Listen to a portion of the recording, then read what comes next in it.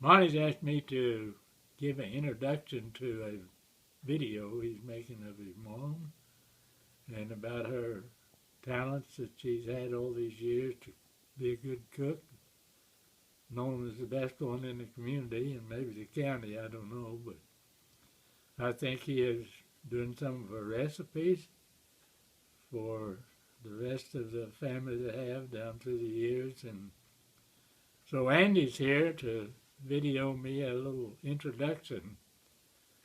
And I would start out by saying I didn't pick her originally because of her cooking abilities. It wasn't even on my list. What I was looking for in a woman was a cook. But I got one anyway.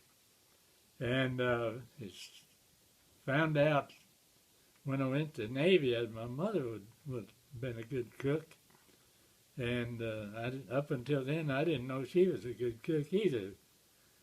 But then when I come home and spent a couple of years in college and ate around boarding houses and places, Stillwater and Enid, I realized that my mother was a good cook, but I still, when I saw Jeannie and decided I wanted to ask her for a date, it wasn't because of her cooking. I didn't know she knew anything about it, and I don't know if she did. But then after we got married, I went to work for her dad, and I found out her mom was really a good cook. And she cooked for a lot of people. And I guess Jenny picked up some of her ways of doing things from her mother. But what I want to add to this video is that as she became kind of famous for basically her bread and other things, what it always impressed me the most, not that she just fed her family 3 square meals a day, as you've heard at her funeral, that they couldn't leave the house without breakfast and all those things. She was volunteer early on in her marriage. I'd say by the mid-50s. She was having missionaries, and visiting evangelists. She would volunteer to have them come here to eat, maybe stay here. And she took all kinds of pride in doing that, but that wasn't the motive for her. It became obvious over the years that this was her ministry. And it wasn't just evangelists and preachers, but anyone else in the community that she thought that we need to make friends with.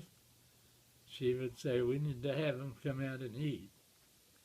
But she took pains with this, and she had everything in that kitchen that known to women, I guess, the spices and different things. And I was always amused that she kept all those things stocked, whether she's ever going to use them or not, I think. But nothing would embarrass her more than if one of her neighbors or one of her daughter-in-laws would call and say, do you have some certain thing on hand, that she had to tell them no.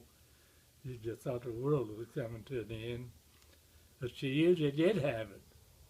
And Anita and Sue and Brenda, all three of them made trips out here to get up in the spice cabinet. So over the years, of course, she also liked to eat her own cooking. And she would cook and eat and then diet and then not cook for a while, and then she had a merry-go-round with that. But I just want to say that I'm thankful God got us together, because that wasn't the main asset of our marriages, but it sure did help. And I'm just real proud of her, and I miss her. And I just want to put my thanks on this to Monty for doing this project so the rest of the family can make her cooking live on for generations. Thank you. Well, thank you, Grandpa. That was wonderful, and we know that we're very much going to enjoy the recipes, and they will continue to live on through the Hoffsommer family. Is that all right?